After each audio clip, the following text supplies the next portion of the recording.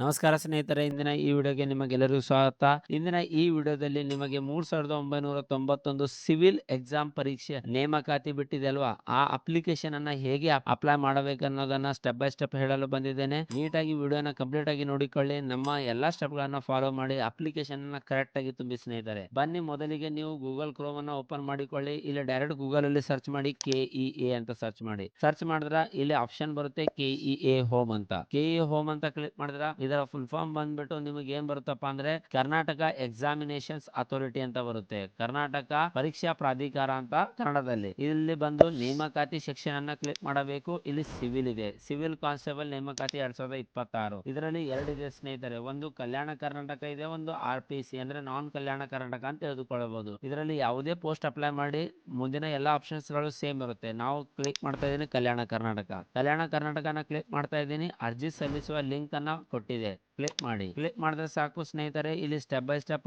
Total ನಿಮಗೆ ಇದರಲ್ಲಿ ಬಂದ್ಬಿಟ್ಟು 5 ಹಂತಗಳಿರುತ್ತೆ. ನೀವು ನೋಡಬಹುದು 5 ಹಂತಗಳಲ್ಲಿ ಇವೆ. ಮೊದಲ ಹಂತ ಬಂದ್ಬಿಟ್ಟು submit application for the Karnataka state police ಅಂತ ಇದೆ. ಎರಡನೇ ಹಂತ ಬಂದ್ಬಿಟ್ಟು upload your photo and signature ಅಂತ ಇದೆ. ಮೂರನೇ ಹಂತ ಬಂದ್ಬಿಟ್ಟು ಫೀಸ್ ಪೇಮೆಂಟ್ ಅಂತ ಇದೆ. ನಾಲ್ಕನೇ ಹಂತ ಬಂದ್ಬಿಟ್ಟು ಚೆಕ್ ಪೇಮೆಂಟ್ ಸ್ಟೇಟಸ್ ಅಂತ ಇದೆ. ಐದನೇ ಹಂತ ಬಂದ್ಬಿಟ್ಟು ಪ್ರಿಂಟ್ ಅಪ್ಲಿಕೇಶನ್ ಅಂತ ಇದೆ. ಇವೆಲ್ಲ ಆಪ್ಷನ್ ಗಳಿವೆಲ್ಲ. ನಾವು 5 ಸ್ಟೆಪ್ ಗಳನ್ನ ಸ್ಟೆಪ್ ಬೈ ಸ್ಟೆಪ್ ಆಗಿ ಈ ವಿಡಿಯೋದಲ್ಲಿ ಕಂಪ್ಲೀಟ್ ಮಾಡಲಿದ್ದೇವೆ. ನೀಟಾಗಿ ವಿಡಿಯೋನ ನೋಡಿಕೊಳ್ಳಿ. ಮೊದಲನೇ ಹಂತನ ಕ್ಲಿಕ್ ಮಾಡ್ತೀನಿ, submit application for the Karnataka state police. ಇಲ್ಲಿ ನಿಮ್ಮ ರಿಜಿಸ್ಟ್ರೇಷನ್ ನಂಬರ್ ಅನ್ನ ಎಂಟ್ರಿ ಮಾಡಬೇಕಿದು ಸ್ನೇಹಿತರೆ. 10ನೇ ತರಗತಿಯ ನಿಮ್ಮ ರಿಜಿಸ್ಟ್ರೇಷನ್ ನಂಬರ್ ಎಂಟ್ರಿಯನ್ನ ಮಾಡಬೇಕು. ಇದು ನಿಮ್ಮ ಮಾರ್ಕ್ ಶೀಟ್ ಮೇಲೆ ಇರುತ್ತದೆ. ಅದಾದ ತಕ್ಷಣ ನಿಮ್ಮ ಬೋರ್ಡ್ ಅನ್ನ ಸೆಲೆಕ್ಟ್ ಮಾಡಿಕೊಳ್ಳಿ. ಇಲ್ಲಿ ಕ್ಯಾಪ್ಚಾನ ಎಂಟ್ರಿ ಮಾಡಿ ಜಸ್ಟ್ ಸಬ್ಮಿಟ್ ಅನ್ನ ಕ್ಲಿಕ್ ಮಾಡಿ ಸ್ನೇಹಿತರೆ. ಕ್ಲಿಕ್ ಮಾಡಿದ್ರೆ ಸಾಕು, ಇಲ್ಲೊಂದು ಟಿಕ್ ಮಾರ್ಕ್ ಬರುತ್ತೆ. ಟಿಕ್ ಅನ್ನ ಕ್ಲಿಕ್ ಮಾಡಿ ಪ್ರೊಸೀಡ್ ಅನ್ನ ಕ್ಲಿಕ್ ಮಾಡಿ. ಕ್ಲಿಕ್ ಮಾಡಿದ್ರೆ ಸಾಕು, ಇಲ್ಲಿ ನಿಮ್ಮ ಆಧಾರ್ ಸಂಖ್ಯೆಯನ್ನ ನೀವು ಎಂಟ್ರಿ ಮಾಡಬೇಕು. ನಿಮ್ಮ ಆಧಾರ್ ಸಂಖ್ಯೆಯನ್ನ ಎಂಟ್ರಿ ಮಾಡಿ ಇಲ್ಲಿ ಅಕ್ಸೆಪ್ಟ್ ಅನ್ನ ಮಾಡಬೇಕು ಸ್ನೇಹಿತರೆ. ಅಕ್ಸೆಪ್ಟ್ ಮಾಡುವ ಮುಂಚೆ ನಿಮಗೆ ಏನ್ ಹೇಳ್ತಾ ಇದೆಯಪ್ಪ ಅಂದ್ರೆ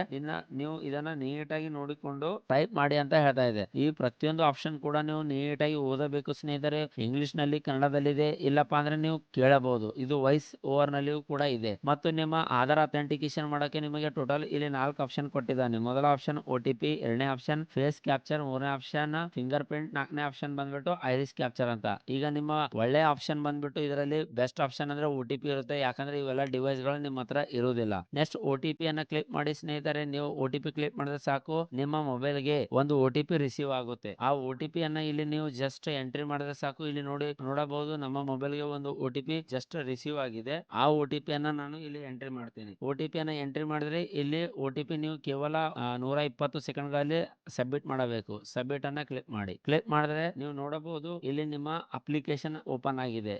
ಇಲ್ಲಿ ಬರ್ದಿದೆ online application for civil constable ಅಂತ ಬರ್ದಿದೆ. ಇಲ್ಲಿ ನಿಮ್ಮ ಹೆಸರು ತೋರಿಸುತ್ತದೆ. ಅದಾದ ತಕ್ಷಣ ಡೇಟ್ ಆಫ್ ಬರ್ತ್ ಮತ್ತು ನಿಮ್ಮ ಆಧಾರ್ ಕಾರ್ಡ್ ಸಂಖ್ಯೆ ತೋರಿಸುತ್ತದೆ. ಇಲ್ಲಿ ಅಪ್ಲೈ ಫಾರ್ ದ ಪೋಸ್ಟ್ ಅಂತ ಇದೆ. ಸೆಲೆಕ್ಟ್ ಯುವರ್ ಪೋಸ್ಟ್ ಕಾನ್ಸ್ಟೇಬಲ್ ಮತ್ತು ಜಿಲ್ಲೆ ಹೆಸರು ಕೇಳುತ್ತದೆ ಸ್ನೇಹಿತರೆ. ಇಲ್ಲಿ ನೀವು ಬೆಂಗಳೂರು ಸಿಟಿಗೆ ಅಪ್ಲೈ ಮಾಡಬಹುದು, ಕಲಬುರಗಿ ಸಿಟಿ, ಅದಾಗಣ ಕಲಬುರಗಿ ಡಿಸ್ಟ್ರಿಕ್ಟ್, ಬೀದರ್, ರಾಯಚೂರು, ಕೊಪ್ಪಳ, ಬಳ್ಳಾರಿ ಮತ್ತು ವಿಜಯನಗರ ಇವೆಲ್ಲ ಸೆಲೆಕ್ಟ್ ಮಾಡಬಹುದು. ನಾವು ಕಲಬುರಗಿ ಅನ್ನ ಸೆಲೆಕ್ಟ್ ಮಾಡ್ತಾ ಇದ್ದೀನಿ. ಇಲ್ಲಿ ನಿಮ್ಮ ಹೆಸರು ತೋರಿಸುತ್ತದೆ, ತಾಯಿ ಹೆಸರು ತೋರಿಸುತ್ತದೆ. SLC ಮಾರ್ಕ್ಸ್ ಕಾರ್ಡ್ ಪ್ರಕಾರ ನಿಮ್ಮ ಹೆಸರು ಆಟೋಮೆಟಿಕ್ ಆಗಿ ಇಲ್ಲಿ ಬರುತ್ತೆ ಸ್ನೇಹಿತರೆ. ಓಕೆನಾ, ನಿಮ್ಮ ಹೆಸರಿದೆ ಇಲ್ಲಿ.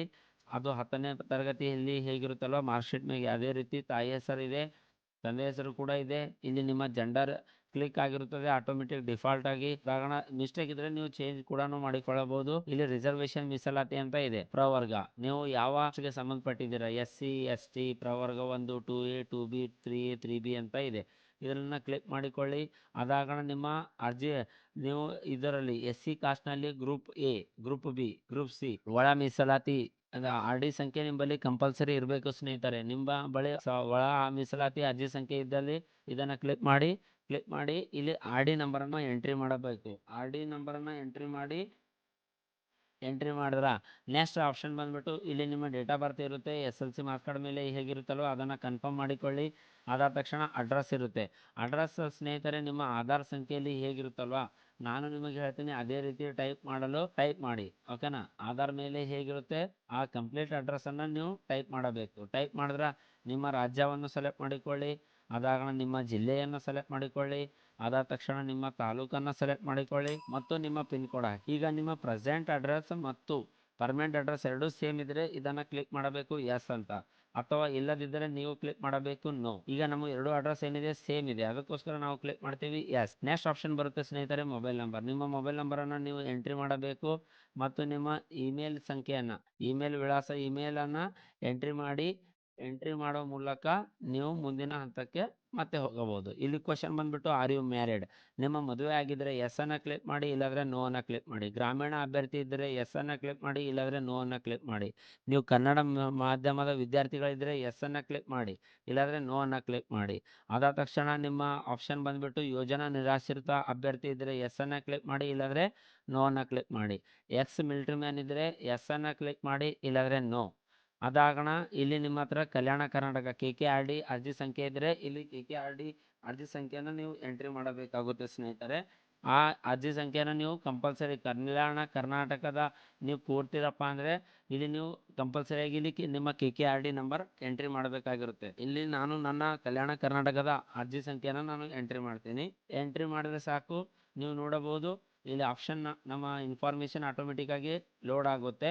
ಅದಾದ ತಕ್ಷಣ are you claiming age relaxation? ನಿಮ್ಮ ಏಜ್ ಹೆಚ್ಚಿಗಿದ್ರೆ ನೀವು ಎಸ್ ಅನ್ನು ಕ್ಲಿಕ್ ಮಾಡಬೇಕು, ಕಡಿಮೆ ಇದ್ದಲ್ಲಿ ನೋ. ಅಂದರೆ ಏಜ್ ಸಡಲಿಕ್ಕೆ ಬೇಕಾದರೆ ಎಸ್, ಇಲ್ಲದ್ರೆ ನೋ. ಅಂದರೆ ನಾ ಹೇಳೋದೇನಪ್ಪ ಅಂದರೆ ಈಗ ನಿಮ್ಮ SC ಕಾಸ್ಟ್ ಆಯ್ತಾ 35 ಏಜ್ ಮ್ಯಾಗಿದೆನಾ, ನಿಮಗೆ 5 ವರ್ಷ ಸಡಲಿಕೆ ಕೊಟ್ಟಿದ್ದಾರೆ, ಆವಾಗ ನೀವು ಕ್ಲಿಕ್ ಮಾಡಬಹುದು ಎಸ್ ಅಂತ, ಇಲ್ಲಾಂದರೆ ನೋ ಅನ್ನು ಕ್ಲಿಕ್ ಮಾಡಿ. ನಿಮ್ಮ ಏಜ್ 35 ಒಳಗಿತ್ತು ಅಂದರೆ ನೀವು ಇಲ್ಲಿ ನೋ ಕ್ಲಿಕ್ ಮಾಡಿದ್ರೂ ನಡೆಯುತ್ತದೆ. ಆದರೆ 35 ಮ್ಯಾಗಿದ್ರೆ ನೀವು ಕಂಪಲ್ಸರಿ ಎಸ್ ಅನ್ನು ಕ್ಲಿಕ್ ಮಾಡಿ. ನೆಕ್ಸ್ಟ್ ನಿಮ್ಮ SLC ರಿಜಿಸ್ಟ್ರೇಷನ್ ನಂಬರ್ ಇಲ್ಲಿ ಆಟೋಮೆಟಿಕ್ ಆಗಿ ಜನರೇಟ್ ಆಗುತ್ತೆ.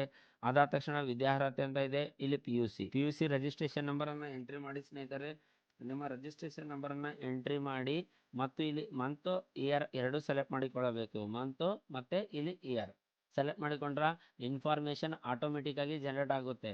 ಜನರೇಟ್ ಆದ ತಕ್ಷಣ ಇಲ್ಲಿ ನೀವು ಪರ್ಸೆಂಟೇಜ್ ನೋಡಬಹುದು, ಮಾರ್ಕ್ಸ್ ನೋಡಬಹುದು, ಎಲ್ಲ ಇನ್ಫಾರ್ಮೇಷನ್ ಆಟೋಮೆಟಿಕ್ ಆಗಿ ಬರುತ್ತೆ. ಯಾವುದೇ ಎಂಟ್ರಿ ಮಾಡುವ ಅವಶ್ಯಕತೆ ಇರುವುದಿಲ್ಲ, ನಿಮ್ಮ ಪರ್ಸೆಂಟೇಜ್ ಜೊತೆಗೆ ಎಲ್ಲ ಬರುತ್ತೆ.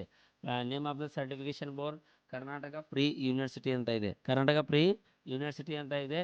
ಅದಾದ ತಕ್ಷಣ ಇಲ್ಲಿ ಬಂದ್ಬಿಟ್ಟು are you state otherwise central government servant? ನೀವು ಅಥವಾ ಕೇಂದ್ರ ಸರ್ಕಾರಿ ಅಥವಾ ರಾಜ್ಯ ಸರ್ಕಾರಿ ನೌಕರರಾಗಿದ್ದರೆ ಇಲ್ಲಿ ಎಸ್ ಅಂತ ಕ್ಲಿಕ್ ಮಾಡಿ ನಿಮ್ಮ ಡಿಪಾರ್ಟ್ಮೆಂಟ್ ಕಚೇರಿಯ ಹೆಸರನ್ನ ಎಂಟ್ರಿ ಮಾಡಬೇಕು, ಇಲ್ಲಾದ್ರೆ ನೋ ಅನ್ನ ಕ್ಲಿಕ್ ಮಾಡಿ. ಇಲ್ಲಿ ನೋಡಬಹುದು ನಿಮ್ಮ ಆಧಾರ್ ಸಂಖ್ಯೆ ಕೊನೆಯ 4 ಸಂಖ್ಯೆ ತೋರಿಸುತ್ತದೆ ಸ್ನೇಹಿತರೆ. ಅದಾದ ತಕ್ಷಣ ಕ್ಲೈಮಿಂಗ್ ಇನ್ service CRDR KSRP IRB KSISF ಅಂದ್ರೆ ಕರ್ನಾಟಕ ರಾಜ್ಯದ ಯಾವುದೇ ಇಲಾಖೆ, ಪೊಲೀಸ್ ಇಲಾಖೆಯ ಬೇರೆ ಹುದ್ದೆಗಳಲ್ಲಿ ನೀವು ಕೆಲಸ ಮಾಡ್ತಾ ಇದ್ರೆ ಎಸ್ ಅನ್ನ ಕ್ಲಿಕ್ ಮಾಡಿ, ಇಲ್ಲಾದ್ರೆ ನೋ ಅನ್ನ ಕ್ಲಿಕ್ ಮಾಡಿ. ಇಲ್ಲಿ 5 ವರ್ಷ ನೀವು ಸರ್ವಿಸ್ ನಲ್ಲಿ 5 ವರ್ಷ ಕಂಪ್ಲೀಟ್ ಮಾಡಿದ್ರೆ ಎಸ್ ಅಂತ ಅಂದಾಗ ಮಾತ್ರ ಇದು ಸಂಬಂಧಪಡುತ್ತೆ. ನೀವು 5 ವರ್ಷ ಸರ್ವಿಸ್ ಮಾಡಿದ್ರೆ ಎಸ್ ಅನ್ನ ಕ್ಲಿಕ್ ಮಾಡಬೇಕು, ಅಥವಾ ನೀವು ಪ್ರೊಬೇಷನರಿ ಪೀರಿಯಡ್ ನಿಮ್ದು ಕಂಪ್ಲೀಟ್ ಆಗಿತ್ತಪ್ಪ ಅಂದ್ರೆ ಎಸ್ ಅನ್ನ ಕ್ಲಿಕ್ ಮಾಡಬೇಕು. ಇದು ಜಸ್ಟ್ ಗೌರ್ಮೆಂಟ್ ಎಂಪ್ಲಾಯ್, ಅದನ್ನು ಪೊಲೀಸ್ ಇಲಾಖೆಯಲ್ಲಿ ನೀವು ಮಾಡ್ತಾ ಇದ್ರೆ ಮಾತ್ರ ಸಂಬಂಧಪಡುತ್ತೆ ಸ್ನೇಹಿತರೆ. ನಿಮ್ಮ ಮೇಲೆ ಯಾವ್ದಾರ ಇನ್ಕ್ವೈರಿ ಪೆಂಡಿಂಗ್ ಇದ್ರೆ ಎಸ್ ಅನ್ನ ಕ್ಲಿಕ್ ಮಾಡಿ, ಯಾವುದೇ ಇಲ್ಲಪ್ಪ ಅಂದ್ರೆ ನೋ. ಆದ್ರೆ ಇದು ಫ್ರೆಶ್ ಆಗಿ ಜಾಬ್ ಅಪ್ಲೈ ಮಾಡ್ತಾ ಇರುವ ವಿದ್ಯಾರ್ಥಿಗಳಿಗೆ ಇದು ಸಂಬಂಧಪಡೋದಿಲ್ಲ, ಆದ್ರೆ ನೀವು ಕ್ಲಿಕ್ ಮಾಡಿ ನೋ. ನೆಕ್ಸ್ಟ್ ಆಪ್ಷನ್ ಬರುತ್ತೆ are you forest area travel person? ಅಂದ್ರೆ ನೀವು ಅರಣ್ಯ ಇಲಾಖೆಯ ಅಲ್ಲಿ ಅಭ್ಯರ್ಥಿಗಳಾಗಿದ್ದರೆ ಎಸ್ ಅನ್ನ ಕ್ಲಿಕ್ ಮಾಡಿ, ಇಲ್ಲಾದ್ರೆ ನೋ. ನಿಮ್ಮ ಎತ್ತರವನ್ನು ನೀವು ಎಂಟ್ರಿ ಮಾಡಬಹುದು. ಓಕೆ, ನಿಮ್ಮ ಎತ್ತರವನ್ನು ಎಂಟ್ರಿ ಮಾಡಿ ನಿಮ್ಮ ಎದೆಯ ಸುತ್ತಳತೆಯನ್ನು ನೀವು ಎಂಟ್ರಿ ಮಾಡಬಹುದು. ನೆಕ್ಸ್ಟ್ ಆಪ್ಷನ್ ಬರುತ್ತೆ ನಿಮ್ಮ have you passed Kannada subject in SLC ಅಂತ ಇದೆ, ಎಸ್ ಅನ್ನ ಕ್ಲಿಕ್ ಮಾಡಿ. SLC ಅಲ್ಲಿ ನೀವು ಕನ್ನಡ ಸಬ್ಜೆಕ್ಟ್ ಪಾಸ್ ಆಗಿದ್ರೆ ಎಸ್, ಇಲ್ಲಾದ್ರೆ ನೋ. ಅದಾಗಣ have you passed compulsory Kannada, ಇಲ್ಲಿ KEA KPSC any another examination authority ನೀವು ಪಾಸ್ ಆಗಿದ್ರೆ ಎಸ್ ಅನ್ನ ಕ್ಲಿಕ್ ಮಾಡಿ, ಇಲ್ಲಾದ್ರೆ ನೋ. ಮೊದಲ ಬಾರಿ ಎಕ್ಸಾಮ್ ಬರಿತಾ ಇದ್ರೆ ನೋ ಅನ್ನ ಕ್ಲಿಕ್ ಮಾಡಿ. ಅದಾಗಣ ಇಲ್ಲಿ ಡಿಕ್ಲೇರ್ ಅನ್ನ ಕೊಡಬೇಕು, ನೀವು ಬೇಕಾದ್ರೆ ಒಂದ್ಸರಿ ಓದಬಹುದು. ಇಲ್ಲಿ ಪ್ರಿವ್ಯೂ ಅನ್ನ ಕ್ಲಿಕ್ ಮಾಡಿ ಸ್ನೇಹಿತರೆ. ಪ್ರಿವ್ಯೂ ಅನ್ನ ಕ್ಲಿಕ್ ಮಾಡಿ ಒಂದ್ಸರಿ ಕಂಪ್ಲೀಟ್ ಆಗಿ ಇನ್ಫಾರ್ಮೇಶನ್ ಅನ್ನ ನೀವು ನೋಡಿಕೊಳ್ಳಬೇಕು. ನಿಮ್ಮ ಪೂರಾ ಸಂಪೂರ್ಣವಾದ ನಿಮ್ಮ ಹೆಸರು, ಡೇಟ್ ಆಫ್ ಬರ್ತ್, ಆಧಾರ್ ಸಂಖ್ಯೆ, ಅಪ್ಲಿಕೇಶನ್ ಹಾಕಿರುವ ಜಿಲ್ಲೆ ಹೆಸರು, ತಾಯಿ ಹೆಸರು, ತಂದೆ ಹೆಸರು, ನಿಮ್ಮ ಕಾಸ್ಟ್ ಇನ್ಕಮ್ ಸಂಖ್ಯೆ, ಪ್ರತಿಯೊಂದನ್ನ ನೀಟಾಗಿ ನೋಡಿಕೊಳ್ಳಿ. ಓಕೆ, ಪ್ರತಿಯೊಂದು ಆಪ್ಷನ್ ಅನ್ನ ನೀವು ನೋಡಿಕೊಳ್ಳಿ. ಇಲ್ಲಿ ನೋಡಬಹುದು ಅಪ್ಲಿಕೆಂಟ್ ನೇಮ್ ಇದೆ, ಕಾಸ್ಟ್ ಇದೆ, ಅದಾಗಣ ಸಬ್ ಕಾಸ್ಟ್ ಇದೆ, ಇಲ್ಲಿ ಡೇಟ್ ಆಫ್ ಬರ್ತ್ ಬರ್ತಾ ಇದೆ 23, ನಿಮ್ಮ ಅಡ್ರೆಸ್ ಬರ್ತಾ ಇದೆ, ನಿಮ್ಮ ಮೊಬೈಲ್ ಸಂಖ್ಯೆಯನ್ನ ಕನ್ಫರ್ಮ್ ಮಾಡಿಕೊಳ್ಳಿ. ಯಾಕಂದ್ರೆ ಇದಕ್ಕೆಲ್ಲ ಇನ್ಫಾರ್ಮೇಶನ್ ಇನ್ ಫ್ಯೂಚರ್ ಗೋಸ್ಕರ ನಿಮ್ಮ ಇಮೇಲ್ ID ಸಂಖ್ಯೆಯನ್ನ ಚೆಕ್ ಮಾಡಿಕೊಳ್ಳಿ. ಅದಾದ ತಕ್ಷಣ ಮೇಲ್ ಅಡ್ರೆಸ್ ಇದೆ, ನೀವು ಜೆಂಡರ್ ಅನ್ನ ಕನ್ಫರ್ಮ್ ಮಾಡಿಕೊಳ್ಳಿ. ಮತ್ತು ಇವೆಲ್ಲ ಇನ್ಫಾರ್ಮೇಶನ್ ನೀವು ಏನ್ ತುಂಬಿದ್ರಲ್ವಾ, ಎಲ್ಲ ಇನ್ಫಾರ್ಮೇಶನ್ ಗಳನ್ನ ನೀಟಾಗಿ ತುಂಬಿಕೊಂಡು ಎಲ್ಲ ಚೆಕ್ ಮಾಡಿಕೊಳ್ಳಿ. ಓಕೆ, ಪ್ರತಿಯೊಂದು ಇನ್ಫಾರ್ಮೇಶನ್ ಚೆಕ್ ಮಾಡಿಕೊಳ್ಳಿ. ಹೈಟ್ ಏನೇನ್ ಹಾಕಿದ್ರಲ್ವಾ ಎಲ್ಲ ಚೆಕ್ ಮಾಡಿ. ಅದಾದ ತಕ್ಷಣ ನೀವು ಇಲ್ಲಿ ಬರ್ತಾ ಇದೆ 500 ರೂಪಾಯಿ ಪೇ ಮಾಡೋಕೆ ರೆಡಿ ಇದ್ರೆ ಸಬ್ಮಿಟ್.